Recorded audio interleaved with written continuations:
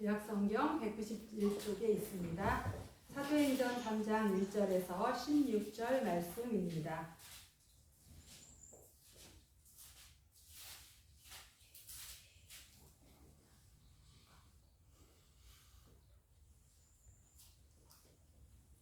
한 절씩 교독하도록 하겠습니다. 제9시 기도 시간에 베드로와 요한이 성전에 올라갈새 나면서 못 걷게 된 이들 사람들이 매우 오니 이는 성전에 들어가는 사람들에게 구걸하기 위하여 날마다 이문이라는 성전문에 두는 자라.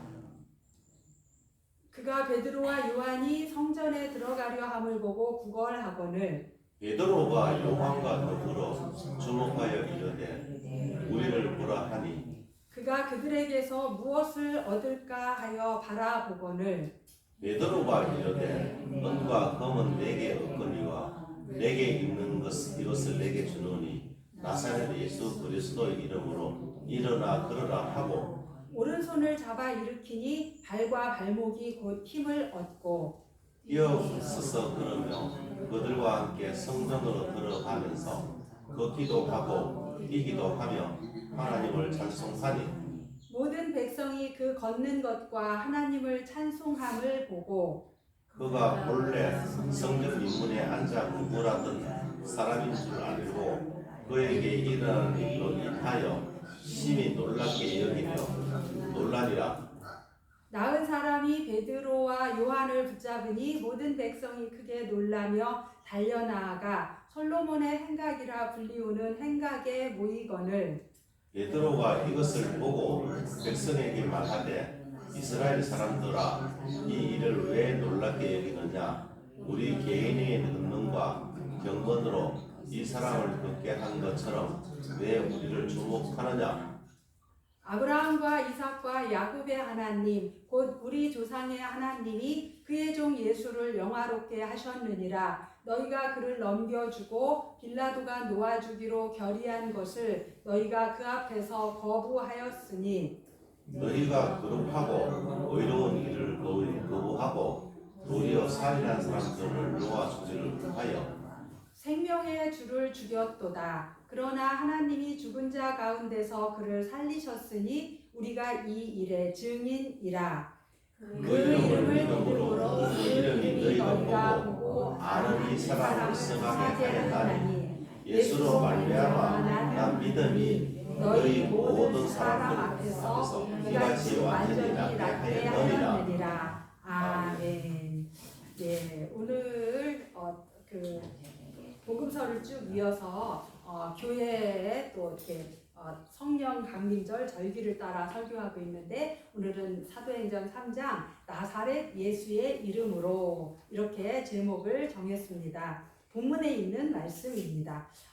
성령 예수님께서 부활하시고 승천하시고 오순절날 성령이 오셨어요. 바람 같은 것이 온 집안에 가득했고 불 같은 불덩이가 각 사람에게 임하고 외적 증거로 방언이 이렇게 사람마다 방언을 하게 되었습니다. 그래서 이게 웬일이냐라고 조롱하면서 세술에 취했다라고 말하자 베드로가 그게 아니고 예수 그리스도로 말미암아 하나님께서 약속하신 성령이 임하신 것이다 하고 변증을 하자 각 사람이 우리가 어찌할꼬 하고 가슴을 치며 회개를 물어봤어요. 그래서 회개하고 세례를 받아 죄사함을 받으라 그랬더니 3,000명이나 회개하고 세례를 받고 죄사함을 받아서 그 결과 교회가 세워지게 됐습니다.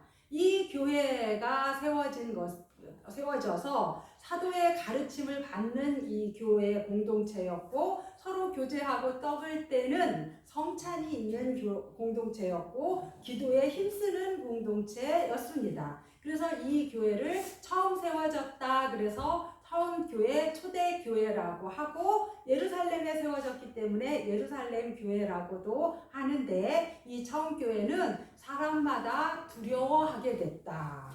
교회를 바라보면서 경외심을 갖게 됐고 기사와 표적이 나타나고 필요를 따라 서로 나누어주는 그런 공동체가 되었고 모이기를 힘쓰고 성찬이 이루어졌다. 이런 것들을 우리가 함께 살펴보았습니다. 이것이 예수님께서 승천하신 후에 제자들을 통해서 성령께서 이루신 일들이었어요.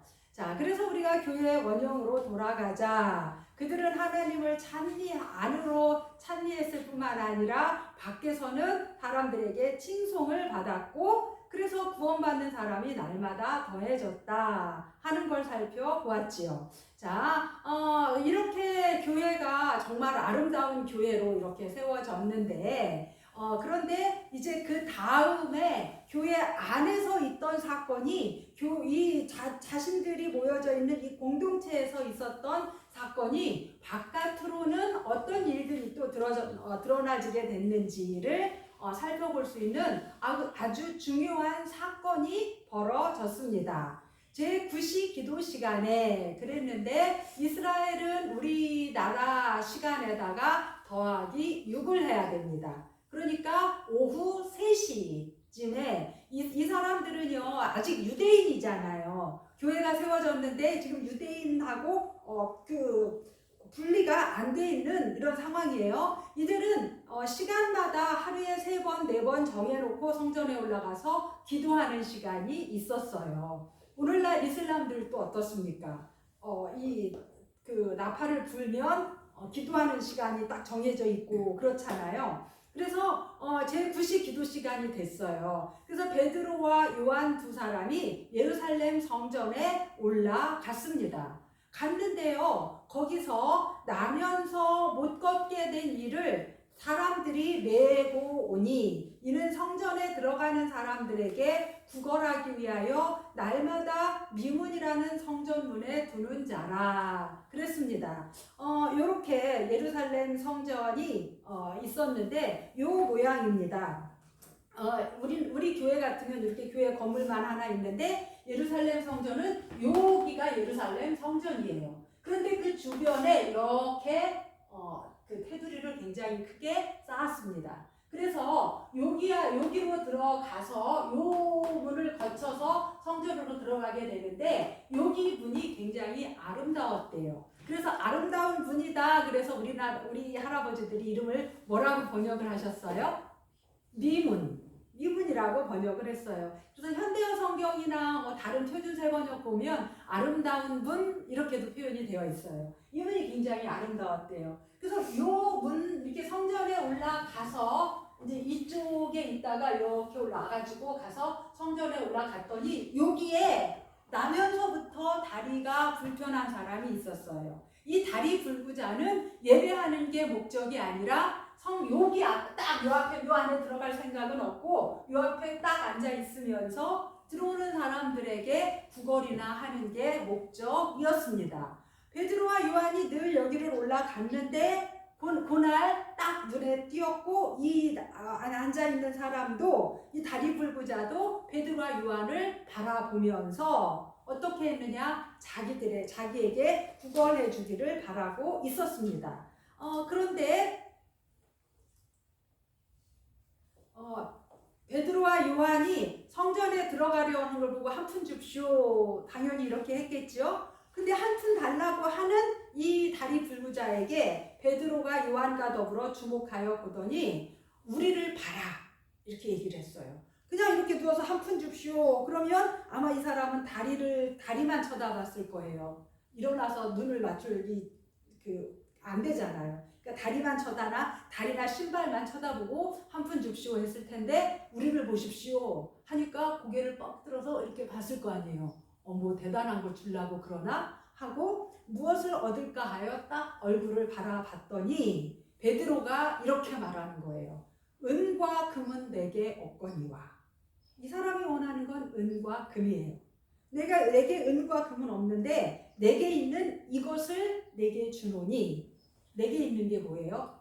나사렛 예수 그리스도의 이름으로 일어나 걸어라. 이렇게 얘기를 했어요. 그리고 오른손을 딱 잡았어요. 그래서 힘을 줘서 일으켰겠죠. 그랬더니 이 사람이 어떻게 됐겠습니까? 발과 발목에 힘이 생겼어요.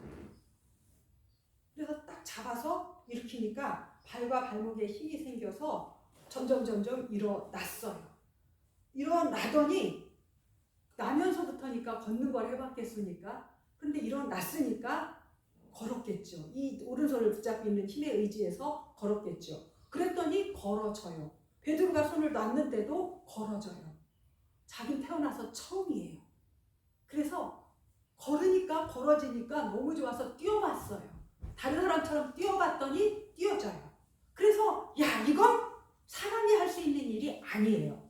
누가 봐도, 자기가 봐도, 자기 스스로 느끼기에도 이건 사람이 할 수 있는 일이 아니에요. 그래서 어떻게 했습니까? 하나님이 하셨구나. 저 두 사람을 통해서 하나님이 하셨구나라는 걸 깨달았어요. 그래서 하나님을 찬송했어요. 그런데 속으로 가만가만히 하나님이 하셨네요. 하나님 고맙습니다. 하나님 고맙습니다. 이랬겠습니까? 속에서부터 튀어나왔을 거예요. 내가 걷네. 내가 뛰네. 하나님 고맙습니다. 하나님이 하셨네요. 하고 소리를 분명히 질렀을 거예요. 그러니까 사람들이 성전으로 들어가려던 사람들이 걷더니 하나님을 찬양하는 거를 봤어요. 아마 소리를 먼저 들었겠죠. 그리고 왜 저렇게 소리를 지르나 봤더니 거기서 구걸하던 사람이 어떻게 했느냐. 지금 걷고 있는 거예요. 뛰고 있는 거예요. 그러면서 하나님을 찬양하는 거예요. 성전에 와서 이런 일을 처음 봤잖아요. 그래서 저 사람 뭐야 성전 미문에 앉았던 구걸하던 그 사람이잖아. 이게 어떻게 된 거지? 어떻게 된 거지? 하고 사람들이 심히 놀랍게 여기며 놀랐다. 이 성경 쓰기 바쁜데 놀랐다라는 표현을 2번이나 하고 있어요. 이게 굉장히 놀라운 일이 되고 아주 지금 사람들에게 웅성웅성하는 일이 됐어요. 그래서 어떻게 된 거야 했더니 이 사람이 다리를 걷다가 하나님을 찬양하다가 자기가 모든 사람들이 자기를 주목하는 거를 보고 어떻게 된 거야 했더니 베드로와 요한을 가리키면서 저 사람들이 이렇게 했어요. 저 사람들이 나를 일으켜 세웠어요. 하고 이야기를 했어요. 그랬더니 사람들이 다 몰려들었어요. 웅성웅성 몰려들어서 어디까지 우르르 갔냐면 어떻게 된 거야 하면서 여기까지, 여기 솔로몬 행각 여기 있었는데 여기까지 갔어요. 이게 멀리서 보니까 그렇지 여기까지가 넓어요. 여기까지 지금 사람들이 다 모여 있는 거예요. 그래서 사람들이 조금 전까지는 걷고 뛰던 사람을 주목했는데 이제는 누구를 더 주목하게 됐습니까? 일으킨 사람 베드로와 요한을 더 주목을 하게 된 거지요. 그래서 베드로가 자기들에게로 눈길이 다 몰려서 자신을 주목하는 걸 보고 이스라엘 사람들아 이 일을 왜 놀랍게 여기느냐. 지금 다 어떻게 된 거야? 어머 하고 난리. 그러니까 이건 우리 개인의 권능과 경건으로 이 사람을 걷게 한 것처럼 왜 우리를 주목하느냐. 저 같으면 이거 찍는 사람, 동영상 찍는 사람 없나? 우리 그러면서 이렇게 하고 있었을 텐데 베드로는 어떻게 했습니까? 이게 자신이 한 일이 아니라는 걸 너무나 잘 알고 있어요. 이건 우리 안에 충만하게 계신 성령께서 행하신 일이라는 걸 너무나 잘 알고 있어요. 그래서 우리를 왜 보느냐? 우리를 왜 주목하느냐? 우리의 권능과 경건으로 이 사람을 걷게 한 것이 아니다. 어떻게 된 일이냐? 우리 모두가 다 아는 사람이 있어요. 아브라함, 이삭, 야곱의 하나님. 그러면 아브라함, 이삭, 야곱의 하나님 그러면 우리 모든 민족의 하나님이에요. 어떤 색깔을 지녔든 어떤 생각을 하고 있든 다 물론하고 아브라함, 이삭, 야곱의 하나님 곧 우리 조상의 하나님이 그의 종 예수를 영화롭게 하셨다. 너희가 전에 그를 넘겨주고 빌라도가 놓아주기로 결의한 것을 너희가 그 앞에서 거부하였으니 이건 무슨 소리입니까? 십자가에 못 박으라고 소리 질렀던 바로 장본인들이다 이 소리예요. 너희가 바로 예수를 십자가에 못 박으라고 소리 질렀던 그 사람들인데 그 예수를 하나님께서 어떤 하나님? 아브라함, 이삭, 야곱 우리 조상의 하나님이 그 종 예수를 영화롭게 하셨는데 너희가 거룩하고 의로운 일을 거부하고 예수님을 거부하고 누구를 살려달라고 그랬어요? 바라바를 살려달라고 했잖아요. 그래서 살인한 사람을 놓아주기를 구하여 생명의 주인 예수를 너희가 십자가에 죽도록 했다. 그러나 하나님이 죽은 자 가운데서 그를 살리셨으니 예수 그리스도가 뭐 하겠다고요? 부활하셨다. 우리가 그 일의 증인이다. 그래서 그 이름을 우리가 믿음으로 그 이름이 너희가 보고 아는 바와 같이 이 사람을 앉아서 태어나면서부터 다리가 걷지 못하는 이 사람을 일으켜 세웠고 그 이 사람이 성하게 되었다. 이건 무엇 때문이다? 순전히 예수로 말미암아 믿음 때문이다. 너희 모든 사람 앞에서 이렇게 완전히 낫게 한 건 우리가 아니라 예수 그리스도를 믿는 믿음이다. 그 이름으로 말미암아 이렇게 되었다 하고 증거를 했어요. 그러면서 여기까지를 얘기를 했더니 그래 우리가 전에 십자가에 못 박았는데 그 예수가 부활했다는 소문이 있는데 정말인가 보다 할 때 베드로가 또 얘기합니다. 형제들아 너희가 알지 못하여서 그리하였으며 너희 관리도 예수가 하나님의 아들인 걸 정확히 알지 못해서 그리한 줄 내가 이미 알고 있다. 그러나 하나님이 모든 선지자의 입을 통하여 자기 그리스도께서 고난받으실 일을 미리 알게 하시는 것을 이렇게 이루었다. 그러므로 너희가 예수를 십자가에 못 박았지만 뭐 하라고요? 회개하고 돌이켜 세례를 받음으로 2장의 표현에 의하면 그렇죠. 죄 없이 함을 받으라. 이같이 하면 새롭게 되는 날 그걸 두 글자로 뭐라고 했어요?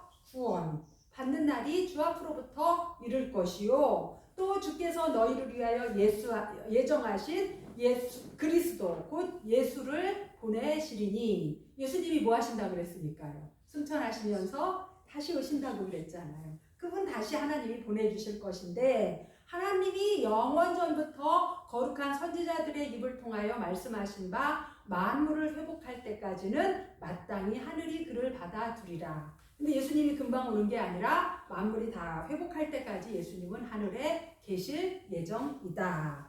이건 왜 그랬느냐? 모세가 말하되 신명기에 보면 주 하나님이 너희를 위하여 너희 형제 가운데서 나 같은 선지자 하나를 세울 것이니 너희가 무엇이든지 그의 모든 말을 들을 것이라. 누구든지 그 선지자의 말을 듣지 아니하는 자는 백성 중에서 멸망을 받으리라 라는 말씀이 신명기 18장에 있는데 이 말씀대로 하나님이 우리 형제 가운데 우리와 같은 선지자 한 사람 예수 그리스도를 세워 두셨었다. 그리고 우리에게 그 예수 그리스도의 말씀을 듣게 했었다.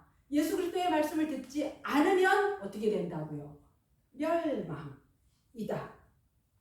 또한 사무엘 때도 그랬었다. 모든 선지자도 예수 그리스도에 대해서 증거했는데 너희는 선지자의 자손이라고 하고 언약의 자손이라고 입으로는 그러면서 아브라함의 복이 우리에게 임한다고 입으로 그렇게 하면서 하나님이 그 종을 세워 복 주시려고 너희에게 보내사 너희로 하여금 돌이켜 각각 그 악함을 버리게 했다. 그러면서 너희가 예수를 믿지 않았지만 그러나 하나님께서 다시 기회를 주셔서 너희로 하여금 각각 악함을 버리게 했다라는 것을 베드로가 이렇게 증거를 했어요. 이게 베드로의 두 번째 설교입니다. 그런데 이 두 번째 설교는 앞에서 성령에 그 취해서 막 이렇게 방언하고 그럴 때 쟤네 뭐야 새술에 취했네 라고 할 때 변명하면서 한 설교하고 내용이 같습니까?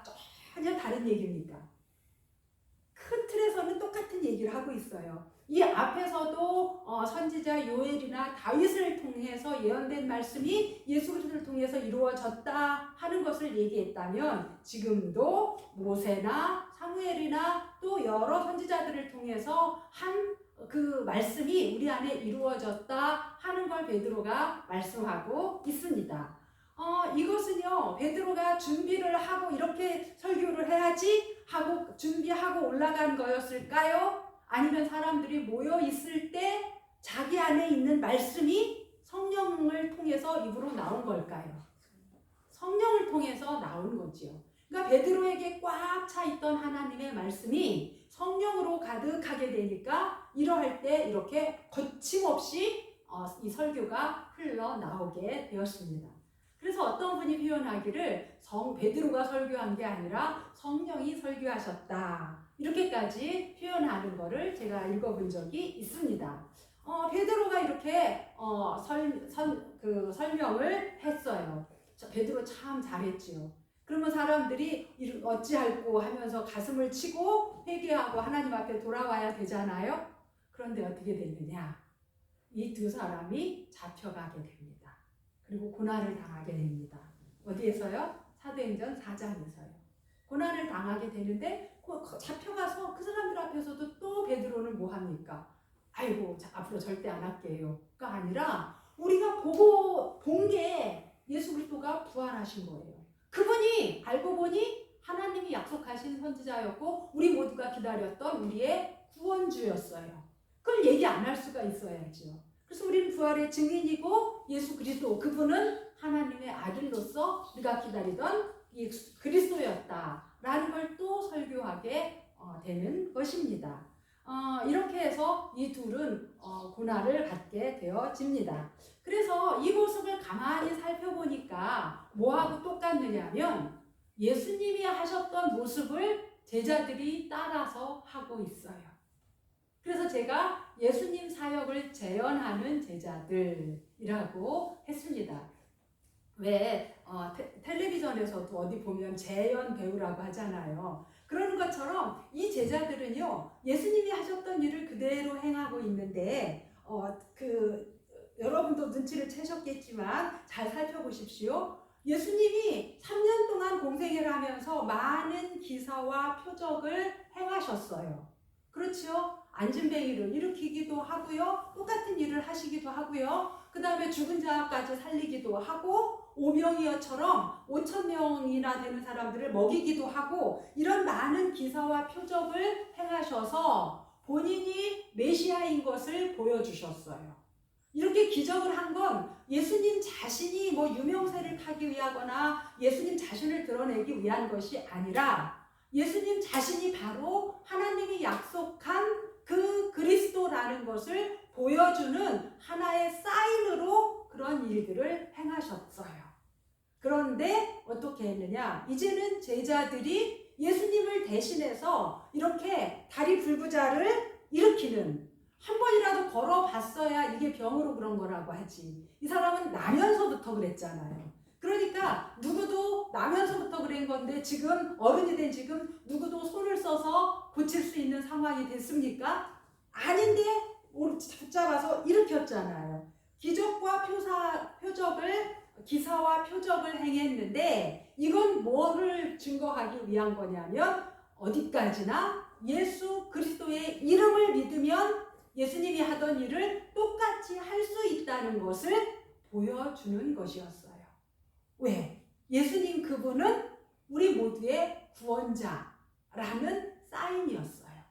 그 사인을 제자들이 똑같이 예수님처럼 재현해내고 있는 것입니다. 그런데 생각해 보세요. 예수님이 기적을 일으키고 병자를 고치고 이런 일을 했을 때 모든 사람들이 예수님을 칭찬하고 모든 사람이 따랐습니까? 아니면 그걸 가지고 트집 잡고 시비를 걸며 따라다니는 사람들이 있었습니까? 시비 걸고 트집 잡는 사람이 있었어요. 안식일에 한다고 막 안식일에 법률을 어겼다고 뭐라고 하고요. 그 다음에 어떤 경우에는 귀신을 쫓아냈더니 저 사람은 귀신도 쫓아내는 거 보니까 더 센 귀신을 모시는 사람인가 봐. 바알세부에 빛이 폈나 봐. 이런 말도 안 되는 소리까지도 하고 그랬어요. 그래서 예수님이 오죽하면 아니 쟤도 귀신이고 나도 귀신이면 귀신끼리 애싸우겠냐 라고 예수님이 말씀하시기까지 했어요. 그렇게 예수님이 이런 일들을 행하셨음에도 불구하고 사람들은 그걸 가지고 시비를 걸고 조롱을 하기도 했습니다. 마찬가지로 예수님의 제자들도 다리 불구자를 일으킨 건 그 선한 일입니까? 악한 일입니까? 선한 일이에요. 그런데 뭐가 왔어요? 핍박과 조롱이 왔어요. 그 핍박과 조롱이 오고 어떻게 했느냐? 감옥에 갇히게 되었어요. 누구하고 똑같은 길을 가고 있는 겁니까? 예수님하고 똑같은 길을 가고 있는 것입니다. 자, 그리고 어떻게 했습니까? 이 기회를 통해서 핍박과 조롱이 온다 할지라도 제자들은 복음을 전했어요. 예수님도 그랬습니다. 자신이 행하시는 일들에 대해서 트집 잡고 비방하고 이렇게 해도 그걸 가지고 그걸 소재로 어떻게 했습니까? 천국 복음을 전파하셨어요. 그걸 통해서 사람들에게 하나님 나라의 말씀을 전하셨어요. 이런 것처럼 제자들도 복음을 전하는 기회로 삼았는데 자기 생각대로 한 게 아니라 자기에게 꽉 차 있던 구약 성경의 말씀, 하나님의 말씀을 근거해서 이걸 해석해서 풀어 주셨던 것입니다. 그래서 예수님의 사역을 교회가 제자들이 그대로 재현하고 있다 하는 말씀을 우리가 함께 살펴보는 것입니다. 자, 그렇습니다. 교회가 해야 할 일이 바로 이것입니다. 교회는 예수님의 생명을 전해야 하는 곳입니다. 그런데 세상은 뭘 바라느냐? 예수 그리스도의 생명을 원하지 않아요. 사람들이 가장 좋아하는 게 뭘까요? 그래요.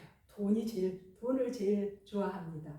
돈이라면, 돈과 인기, 명예라면 어떤 코미디언이 그랬어요. 연말 시상식에서 상 받으면서 제가 내년에는 더 열심히 하는데 영혼을 팔아서라도 여러분을 웃겨드리겠습니다.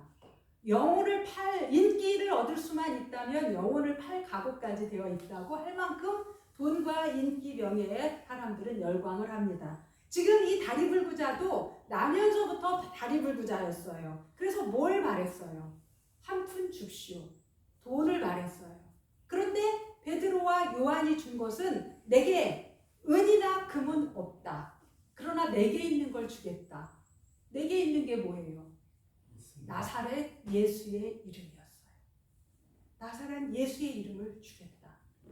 여러분, 우리가 줄 수 있는 가장 귀한 것, 가장 가치 있는 것, 가장 값진 것은 예수 그리스도의 이름인 줄 믿습니다. 아멘. 예수 그리스도의 이름을 줬으면 여러분 그 이상에 대해서는 여러분 핍박이 오거나 뭐가 오더라도 하나님 앞에 감사하시기 바랍니다. 아멘. 그렇습니다. 세상은 다른 걸 원해요. 이 사람도요, 지금 뭐가 필요한 거예요? 다리가 낫는 게 더 필요해요. 그런데 돈만 바라보고 있어요. 그저 동전 몇 푼이나 주었으면. 그것만 바라보고 있어요. 그런데 베드로와 요한은 그 사람이 가져야 될 가장 근원적인 것, 뭡니까? 나사렛 예수 그리스도의 생명이에요. 부활의 생명이에요. 가장 핵심이고 근원적인 것, 그걸 줘야 해요. 그리고 어떻게 해야 됩니까? 당장 그 사람에게 필요한 거 한두 푼 돈이 아니라 일으켜 세우는 거였어요. 다리불구자에게는 이 사람을 일으켜 세우는 게 예수 생명 다음으로 가장 긴급한 거였어요. 이 베드로와 요한은 그걸 줬어요. 교회는 그걸 줘야 되는 공동체인 줄 믿습니다. 네, 그렇습니다. 값싼 은총이 아닌 가장 깊은, 가장 값진 근원적인 것을 주었던 것입니다.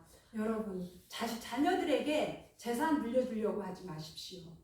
여러분, 자녀들에게 뭐 좋은 거 주려고 하지 마십시오.